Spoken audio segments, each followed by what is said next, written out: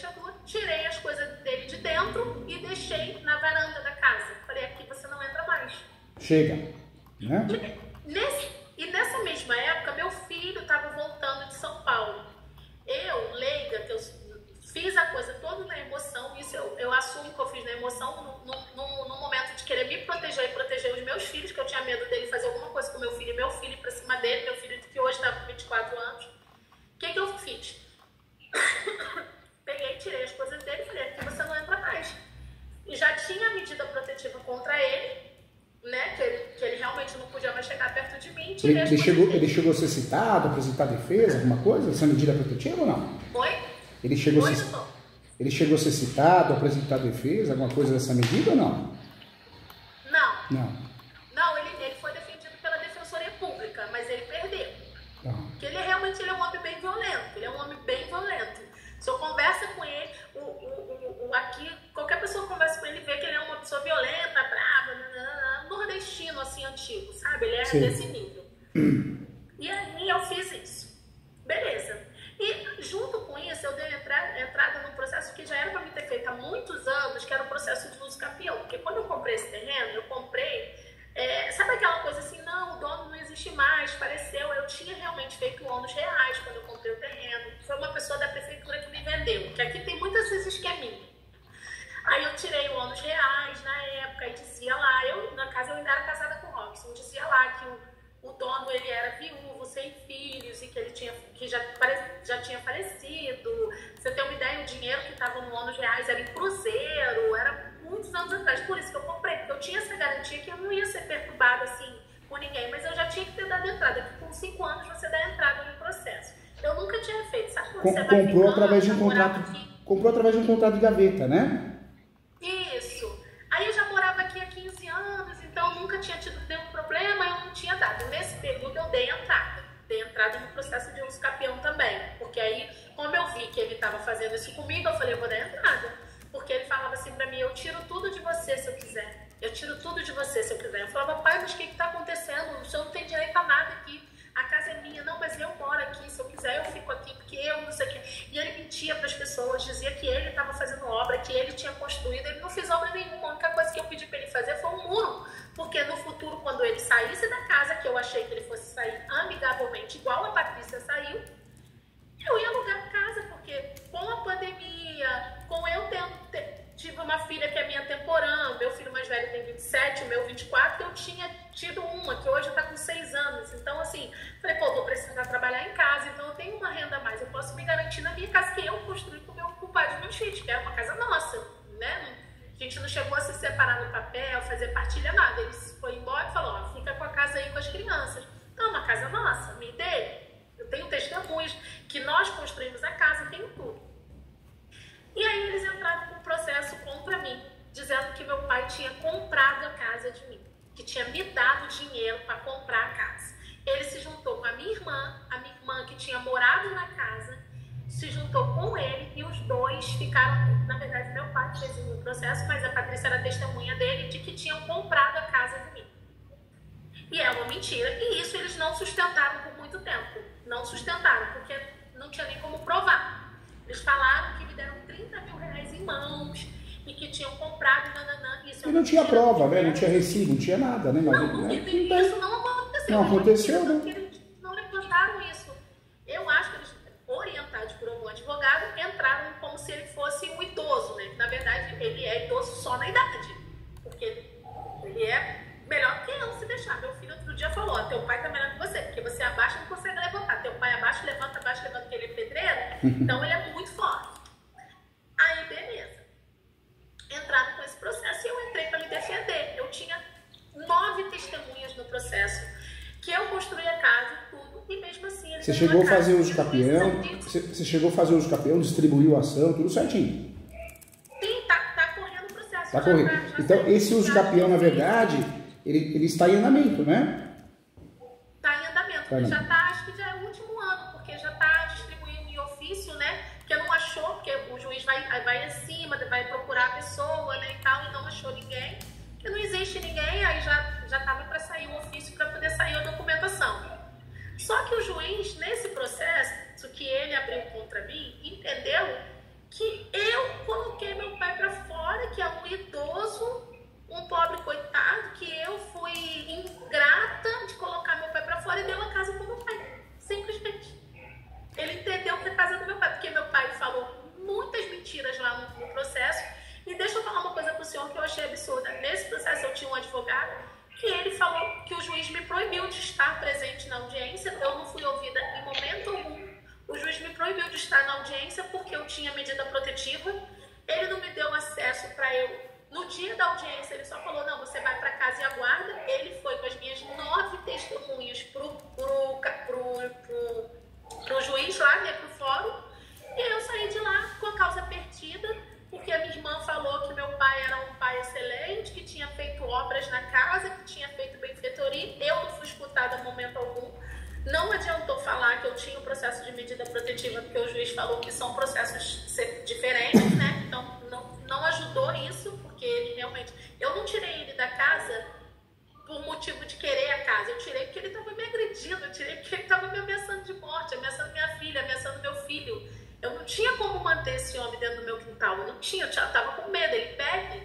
Olha, foi encontrado munição dentro da casa, armas brancas, muita faca, muita coisa. Eu tinha medo dele, eu estava vivendo um tormento, por isso que eu tirei ele daqui.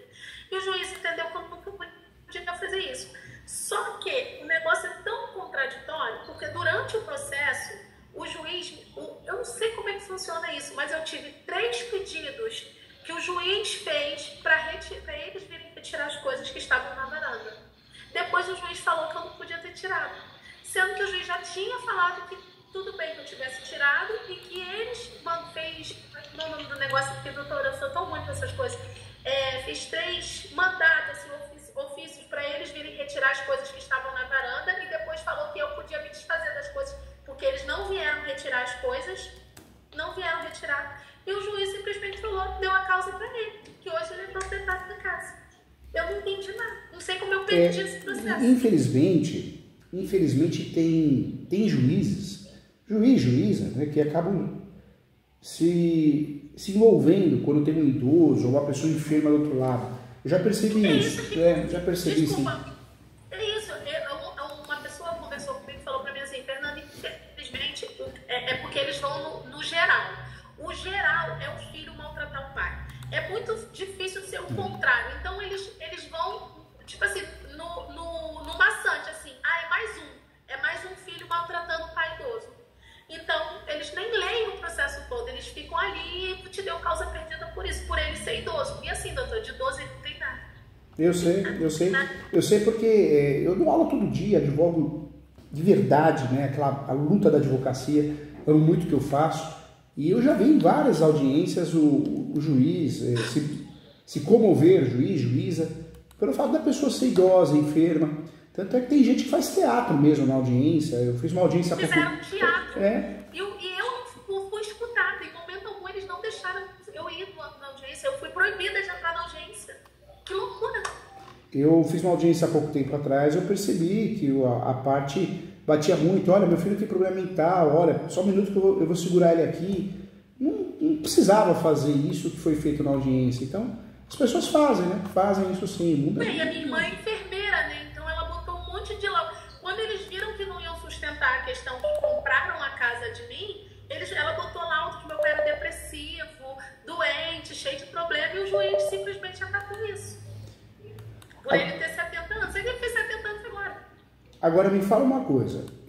O que aconteceu de fato? Você tinha um uso capião distribuído, e aí ele entrou no seu uso capião? Foi isso?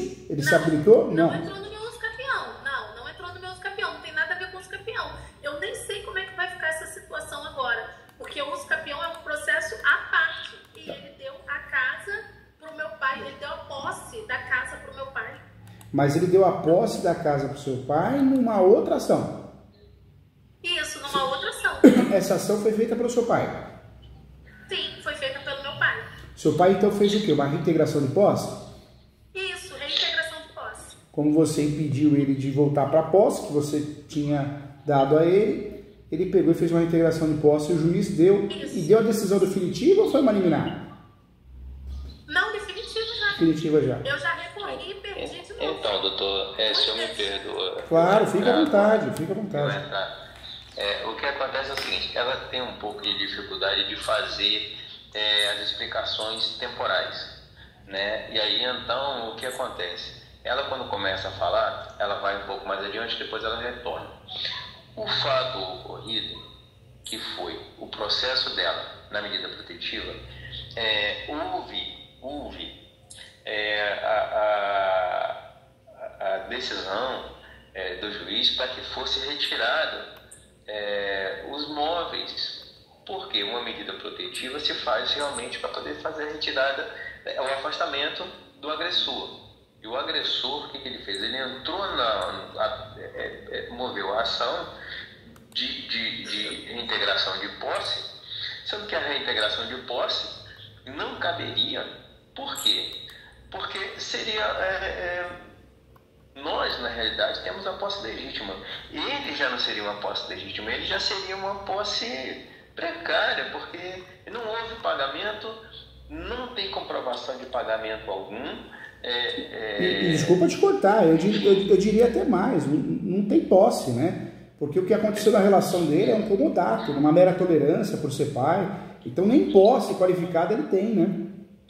Perfeitamente, nem posse qualificada, né?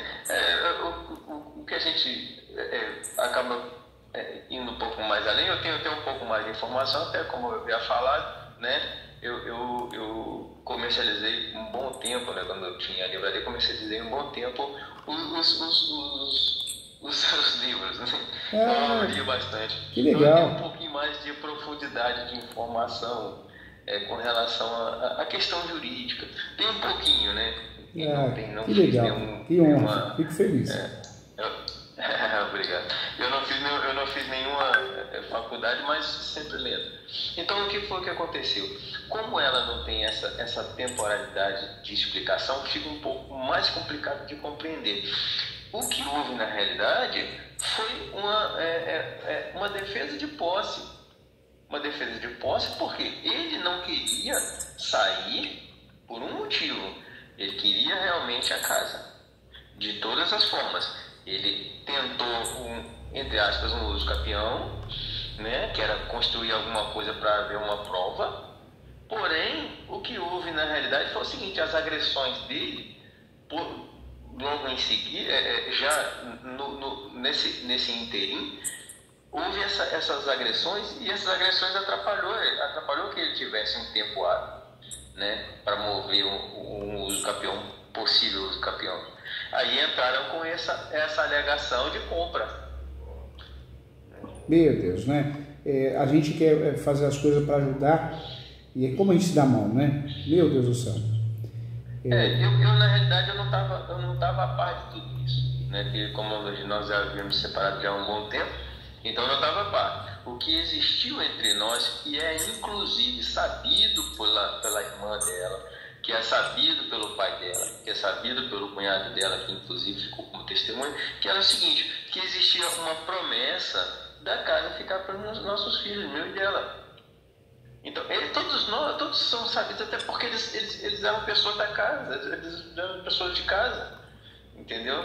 Então, ela morou lá, não foi uma pessoa estranha que estava à venda, não estava à venda, não, eles sabiam disso, entendeu? Eles sabiam disso, eles sabiam que a casa estava para os meus filhos, para os nossos filhos, e não para venda, entendeu? Ou seja, agir de má fé, né? Totalmente de má fé. Má fé. Exatamente, é uma má fé escancarada. Na audiência eu achei uma coisa muito absurda. Na audiência, a Fernanda ela não pôde participar, eu não sei, e se eu fosse o advogado na época, eu falaria, peraí, isso é cerceamento de defesa. Não tem sentido, né? É parte que tem que participar, o que é isso? Não é isso? Então, até essas coisas que houveram, inclusive no processo, na primeira instância e na segunda instância, a segunda instância ela foi propriamente uma copia e cola da audiência de primeira instância. Então ficou muito gritante, muito absurdo a coisa, né? E assim, grande problema é justamente esse, é saber, bom, os prazos estouraram, né? Vários prazos estouraram para poder fazer essas defesas. É um ponto interessante também, né? Infelizmente, eu falo muito com os alunos, até nos livros eu falo isso, que nós não temos uma justiça neutra. A justiça é neutra. Mentira! A partir do momento que um ser humano está julgando, ele tem análise subjetiva, né? Então, acho que olhou lá e falou, é um idoso, né? Ele ou ela, vou dar a razão para o idoso, né? Ou para a pessoa mais frágil, doente, enfermo. É fogo, né? É fogo. Eu acredito muito que a gente tinha que ter uma mudança absurda no Poder Judiciário, tinha que botar robô para julgar e fiscalizar até o banco de dados, né? Porque enquanto for pessoa, enquanto for ser humano julgando, nunca nós vamos ter um julgamento neutro. Eu dou aula todo dia e eu sou um dos poucos professores que dá aula num curso famoso para a magistratura, porque eles gostam, porque eu brinco muito na aula, né? Eles gostam, eles acham que eu sou didático, ainda bem, né? Pelo menos eu tento ser. E aí, de fato, quando eu estou na sala dos professores, eu percebo, né? Às vezes um juiz comentando com o outro, até conversando comigo, falando, olha, doutor Júlio, professor Júlio, olha a cara desse sujeito aqui, tem que perder a ação mesmo. Ou seja, eu fico preocupado, porque eu vejo que eles decidem até pela foto. Então, um exemplo, não gosta da tua foto, né, Robson? Não gostei, não fui com a cara dele, dela. Pronto, você perde a ação, às vezes, por causa de um negócio desse, sabe? Por mais estranho e absurdo que pareça, é uma realidade, né? Exato, é julgar mesmo, um julgamento, um pré-julgamento. É muito triste. Sem análise da causa, né? Sem análise da causa. Sem análise técnica e sem análise jurídica da coisa. E fora que nós temos no Brasil muita corrupção, muita má vontade, o assessor julga no lugar do juiz, o juiz ou a juíza nem vai no fórum. Então, assim, o Poder Judiciário, pena que o Tropa de Elite, aquele filme, falou só da política. Devia falar do Poder Judiciário, pelo menos, acho que geraria até uma série no Netflix, viu, Robson? Exato, É fogo. Iria até o 20, né? É verdade. O judiciário no Brasil é terrível, no mundo, né? A gente fala muito dos Estados Unidos, mas também os Estados Unidos é outra coisa, é uma justiça caríssima. Então, a justiça é rápida. É claro, ninguém quer usar a justiça, todo mundo quer fazer acordo, porque a justiça é tão cara.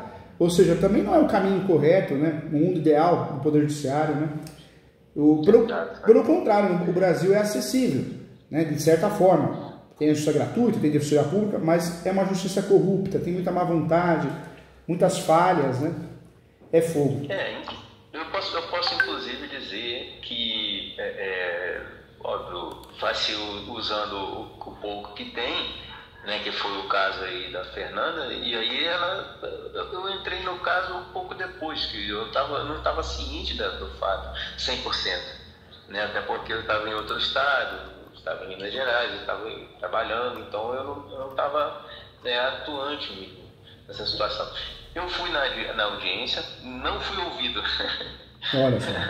Sentenciamento de defesa. E o advogado não tem conhecimento. Infelizmente, nós temos, inclusive, muitas pessoas com a AB na mão, não advogados. É verdade, concordo. E não advogados. Hoje nós temos, eu acredito que 90% dos advogados do Brasil não tem condições nenhuma de advogar. Por vários sentidos, várias situações, falta de conhecimento prático, falta de... queira ou não queira, você para advogar, você tem que ter o dom, né, de algumas situações, ou pelo menos se aprimorar, que é de ouvir, que é de interpretar, que é de falar, se expressar. E eu vejo que não tem condições, é uma realidade mesmo. Tá certo, viu, Robson? Tá certo. Olha, eu costumo, assim, com pouco tempo que eu tive de informação, porque eu lia muitos livros. Então, a questão do processual, ele é muito importante para que a coisa aconteça. E os prazos são importantes para que a coisa aconteça também, né? Não só a questão, lógico, óbvio que todo advogado tem que conhecer o mínimo da ação e cada artigo e cada parágrafo que necessita para poder fazer a defesa. Mas sem prazo, sem o processo, não tem cabimento. E ficou por isso mesmo. Acabou, essas coisas foram extrapolando os casos e agora sobrou, obviamente, para mim, que é pedir o embargo. É um prazo que tem. Porque já houve para ela, no caso, o último prazo foi, se não me engano, dia 21, agora, que foi o último prazo, e aí não acaba não tendo nenhuma defesa para o acordo. Ficou numa situação ruim, porque você vê, foi uma fatalidade? Foi. Na verdade, a gente já sabe o que aconteceu. O juiz se comoveu com a idade, e acontece muito isso. Eles escolhem por idade, escolhem por várias outras coisas. A justiça, eu falo que é um grande teatro, né? De justiça não tem nada, é totalmente injusto, é uma máquina injusta, né? Poucos juízes, e pouco mesmo, acho que eu diria que 1% que estão preparados, aptos, ou que tentam fazer a coisa correta, né? E aí o grande problema, o recurso não deu certo, e a possibilidade do recurso especial extraordinário passou, não é? Já foi. Né? Exatamente. É que seria, a princípio, o embargo interno e, posteriormente, logicamente, dentro do embargo interno, tentar fazer uma justificação que houve as falhas jurídicas. Não houve nenhum tipo de... Vamos dizer que abolisse todas as informações que houve com relação à questão do processo da primeira instância. Na questão jurídica já tem falha. Na primeira instância já houve falha. Cesseamento de defesa escancarado. Verdade. Agora, um outro ponto também que poderia ser... que é complicado, né? Lindo na teoria, mas na prática, se a gente conseguisse enxergar um dos motivos do artigo 966 para aplicar uma ação rescisória, né? Porque a ação rescisória, ela serve para desconstituir uma sentença. É uma ação chata, porque ela é cara. Ela é cara por quê? Porque além do gasto normal que você tem com a justiça, que é a taxa judiciária, a citação, você tem que calcionar 5% do valor da causa. Se você perder a ação rescisória, o que vai acontecer? Você vai perder esse dinheiro, né? Então é uma ação cara, a não ser que você consiga justiça gratuita, pedir e for definida justiça gratuita. A ação rescisória seria para bater nisso, para bater justamente que a sentença tem vícios graves, só que é taxativo, né? Nós teríamos que encontrar nessa sentença vícios justamente do artigo 966 e para provar isso. Porque se a gente for lá, se a gente for trabalhar com 966, olha o que a gente vai ter que achar na sentença. E não é fácil, né? Nós vamos ter que achar o quê? São requisitos, podem ser cumulativos ou não. 966. Quando a sentença foi proferida por juiz impedido suspeito. Não é o caso. Quando a sentença foi proferida por força de prevaricação, concussão ou corrupção do juiz. Como vai provar isso? Quando a sentença resultou de dolo ou coação da parte vencedora. Dolo ou coação. Aí daria para fazer até talvez tentar trazer essa questão da medida protetiva, daria para trazer alguma coisa nesse sentido, só que a decisão, né, ela ocorreu em virtude disso, e não foi a decisão, né, também ficaria difícil de encaixar isso. Aí tem outro ponto, quando a decisão violou manifestamente norma jurídica, até aí eu acho que daria para trabalhar, porque ele ganhou uma possessória, sendo que existia um contrato de comodato verbal, então talvez trabalhar nesse sentido. Quando a decisão violou manifestadamente norma jurídica, quando houve fraude processual, falar que ele foi... Fraude processual, na verdade... Deixa eu falar uma coisa para o senhor. Deixa eu falar uma coisa para você. O que acontece é o seguinte, uma das coisas que é cabível, e é óbvio e é gritante, quando a gente... Ele é pai dela, a irmã, não precisa dizer a irmã dela, então eu vou ter até que sorrir com relação a isso. Ele sabe que nós não fizemos partilha de bens. Então, para que seja feita a compra, eu teria que solicitar a minha parte de negociação, porque não foi feita absolutamente. Se houvesse, que não foi feito. E teria que provar, então, né? Porque cadê o pagamento? Cadê, né? Não é verdade? Cadê o... Não tem comprovante de pagamento que não houve. Isso, na realidade, já cai por terra, porque isso não existe. Eu diria que nesse caso é mais fácil até né, uma carta na manga. Claro que dá para trabalhar esses meios recursais ainda, né, o que dá para aproveitar, mas a carta na manga talvez uma ação declaratória de nulidade. Talvez a ação declaratória de nulidade, ela seria interessante por quê? Primeiro que não tem prescrição. Segundo, que a gente não fica preso ao 966. Terceiro, que não tem que caucionar nada. E quarto, que ficaria fácil de provar uma simulação por parte dele, porque foi um comodato, né? Então, acho que uma ação boa que nós temos na manga é a ação declaratória de nulidade da sentença. Mas, por outro lado, como tem uso capião em andamento, se der certo, tudo correr bem em relação ao uso capião, ganhando o uso capião, daria para fazer o quê? Daria para expulsar ele de outro jeito, fazendo uma ação de arbitramento de aluguel, para forçar ele a pagar aluguel, porque ele está lá numa boa. A partir do momento que tem que pagar aluguel, talvez ele não ficaria ali. Só que tem esse detalhe, nós temos que ganhar a ação do uso capião, e antes disso, o que ele pode fazer? Já que ele é mau caráter, né? Ele poderia se habilitar nesse uso capião e falar, eu tenho a posse, e tentar induzir o judiciário para dar uma sentença parcial, ou seja, ganha ela e ganha ele, o pai, né? É uma situação complexa, é uma situação chata essa, né? É difícil de lidar com gente dissimulada, né? É verdade. Bom, doutor, eu particularmente seria basicamente isso que eu poderia entrar nessa questão, né? Agora, a Fernanda, ela tem essa possibilidade de ter muito mais coisas para poder falar dentro da questão da falha que houve. Na minha questão é justamente isso, porque ele não pediu nada, absolutamente nada, não houve comunicação. Eu tentei fazer contato porque através do Facebook, que a irmã dela é minha amiga no Facebook, embora a gente não converse nem nada. Eu só perguntei o que estava acontecendo, porque eu não sabia o que se tratava. Eu fiz uma pergunta e simplesmente não me respondeu nada, ou seja, não tinha interesse nenhum de saber, não tinha interesse nenhum de me passar informação, porque possivelmente eu sabendo já estaria atrapalhando, só eu sabia. Então, é isso.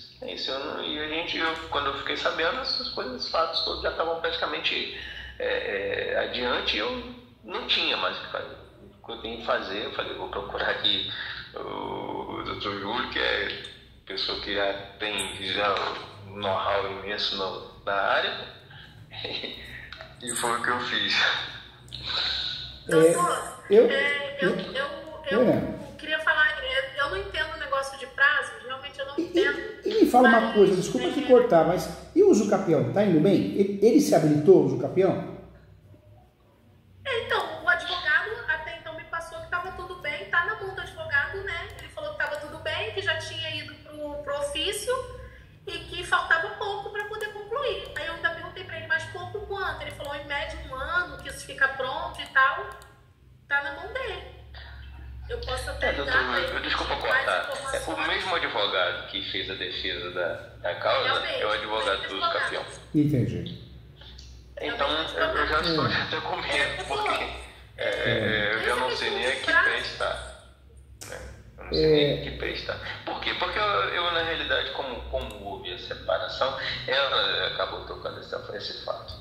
Então, o uso capião acabou ficando em nome dela e não em nosso nome, né? Acabou ficando em nome dela. E aí, moral da história, eu já fiquei fora dessa informação toda. Entendeu? Embora por lei, né, os meus filhos e ela tá como ela como posse, vamos dizer, nós somos, se fugivelmente, juridicamente falando,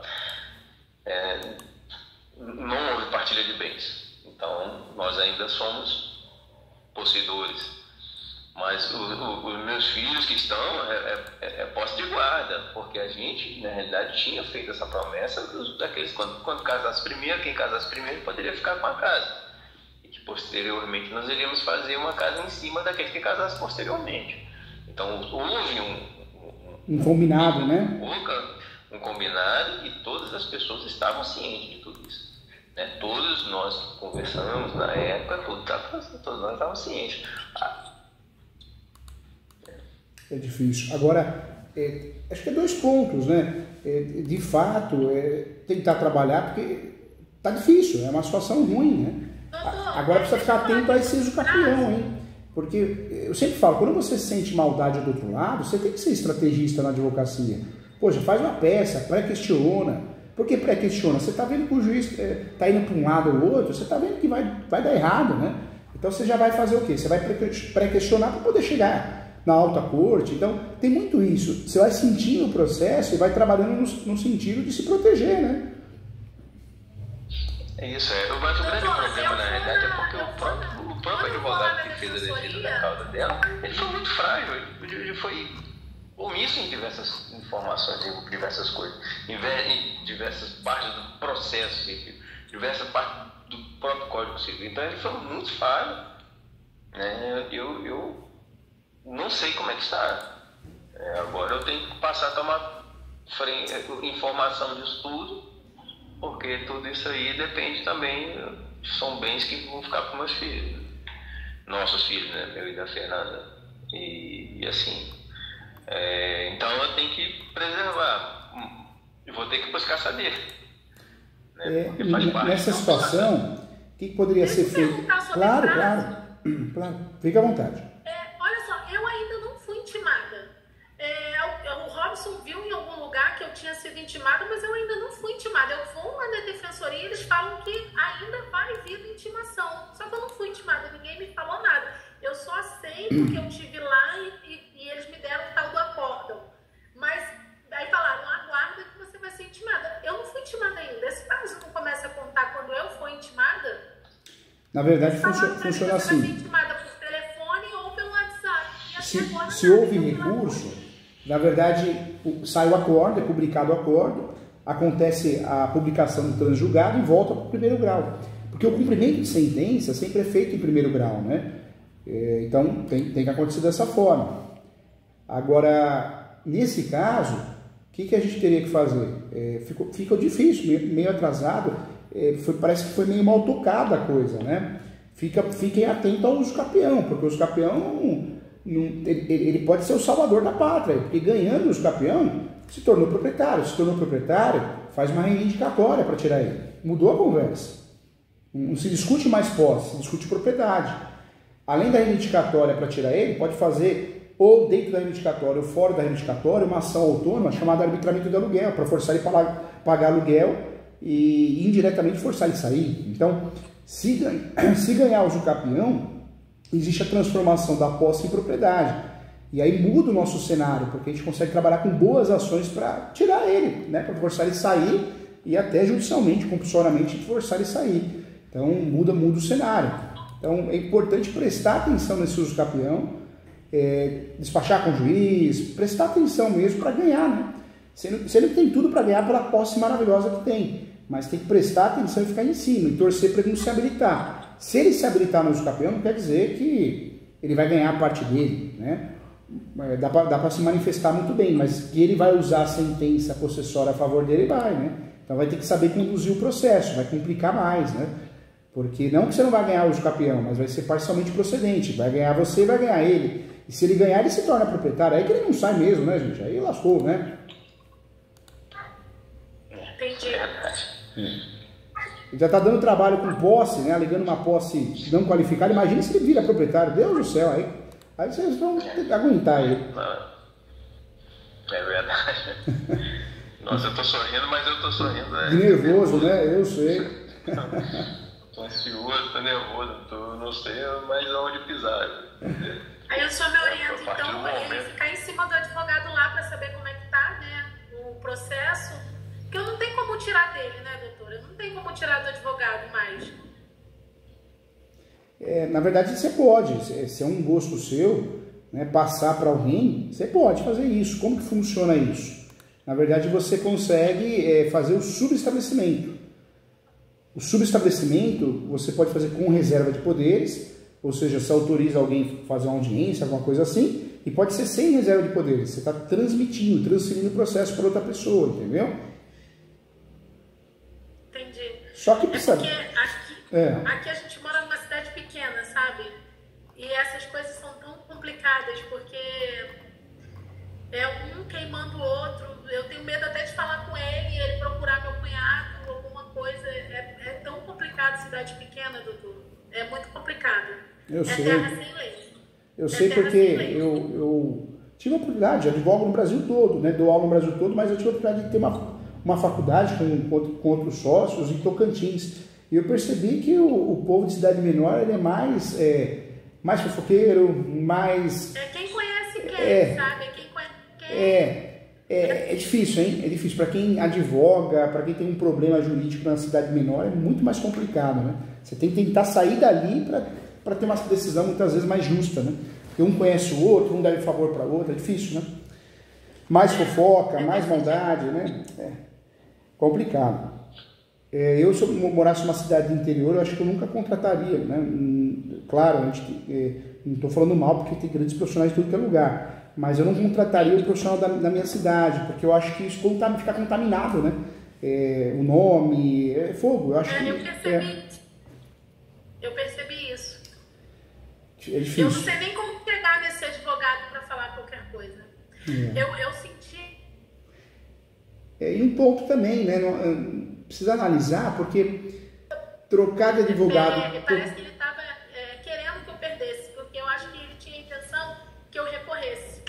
Aí, sabe, que eu tivesse que pagar mais a ele, porque eu ainda tive grandes perdas financeiras, porque eu vendi meu carro para pagar advogado. E o problema é que trocar de advogado, dependendo do momento processual... Então, assim, eu sentia que ele queria que eu perdesse. Trocar de advogado, dependendo do... E sendo que eu já tinha feito uso capião com ele, né? Porque esse outro processo eu só fui me defender. Então, eu já tinha tido uso capião com ele. Antes, quando meu pai começou com isso, eu já tinha dado entrada no uso capião com esse advogado, que foi a indicação do tio da minha nora, e eu fiz. E aí hoje eu me arrependo, mas eu não sei nem por onde ir mais, eu tô perdida. Já não sei o que fazer. Tem que tomar cuidado, porque a troca... Não tô escutando o senhor. Entendi. Eu não tô escutando o senhor. Eu não tenho que tirar... Engraçado, acho que tocou o seu telefone alguma coisa, não tá escutando? Será que é o meu? Eu não tô escutando o senhor, não tô, peraí. Tá. Será que é o meu, gente? Não, acho que não é não, viu, Robson? Acho que tocou o telefone dela, alguma coisa.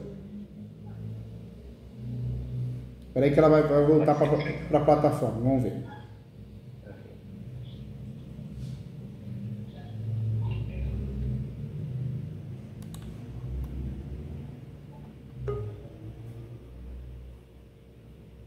Pronto, deu certo. Voltou, deu certo. A troca de advogado, eu não sei se seria vantajosa. Eu sou muito sincero.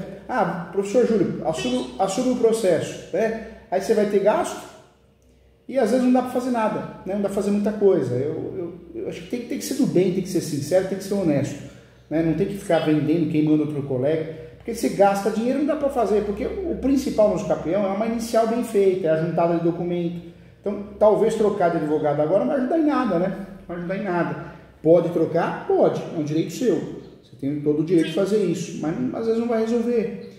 Eu acho que pode me prejudicar, porque aqui é uma cidade muito pequena. Se eu falar qualquer coisa com ele, eu tenho medo dele procurar meu cunhado, procurar minha irmã para fazer qualquer coisa. Eu tenho esse receio de verdade. Entendi. Talvez, como o processo está indo bem, né, esperar a decisão. Se a decisão não for uma decisão boa, dentro do que a gente quer, o que a gente espera, aí sim, você pode pensar numa contratação de um outro advogado para segundo grau, né? Mas ele tinha me passado que estava tudo indo certinho. Entendi. Eu não sei se mudou, se vai mudar alguma coisa agora por conta do meu pai ter ganho a posse. Não, no uso capião, é claro que isso pode ser usado de forma maldosa se ele se habilitar no processo. Mas isso não quer dizer que ele vai ganhar ou vai te atrapalhar. Não é verdade, não. Porque ele tinha me... Eu vou até ligar para ele, assim que eu terminar de falar aqui com o senhor, eu vou ligar para esse meu advogado para saber. Mas até então ele tinha me passado que estava tudo certo. Que esse foi um processo antes de tudo acontecer. Foi antes, entendeu? Processo que eu já tenho algum tempo já. Foi ainda quando meu pai estava morando na casa ainda, antes de tudo acontecer, que ele começou a me ameaçar. Aí eu falei, cara, deixa eu dar entrada nesse negócio logo, porque vai que ele vai na minha frente, porque ele começou a me ameaçar e eu fiquei com medo, entendeu? Aí eu fui e dei entrada. Entendi. Obrigado, tá? Porque como ele era meu pai, doutor, e a minha irmã, eles sabiam o que era o uso capião. E ele começou a falar isso pra mim, isso aqui é uso campeão, se eu quiser eu tomo tudo de você. Ele falava pra mim. Aí foi onde eu procurei advogado e fiz um campeão, dei entrada, né, no processo. Mas ele não se habilitou, até agora não se habilitou no seu processo de uso capião, né? Não, até agora não, pelo menos o advogado não me falou nada, porque se ele fizer isso, o advogado tem que me falar, né? O que eu vou orientar vocês fazerem nesse momento? Eu acho que é aguardar o uso capião, nesse momento verificar teses recursais, né? Com o advogado, e se de fato a decisão do uso capião não for boa, não for interessante, aí vocês podem me procurar para fazer um recurso, fazer a sustentação oral, alguma coisa nesse sentido, né? É fogo, né? É fogo. Eu estou à disposição para ajudar vocês se vocês precisarem, tá? Perfeito, perfeito. Ó, eu torço muito pro bem de vocês, e se eu puder ajudar amanhã ou depois fazendo alguma situação jurídica ou dando alguma opinião ou consertando, se o advogado quiser entrar em contato para que eu possa ensinar alguma coisa, nossa, com muito carinho estou à disposição, viu? Muito respeito, tá? Perfeito. Minha parte... Eu tô aqui, qualquer coisa... demais aí. É só entrar em contato. Perfeitamente. Eu agradeço, tá? Qualquer coisa eu tô aqui. Tá bom, Fernanda? Fiquem com Deus, viu? Muito obrigada. Tchau, gente. Tchau, tchau. Um grande abraço. Tchau, tchau. Tchau, tchau. Bom, você.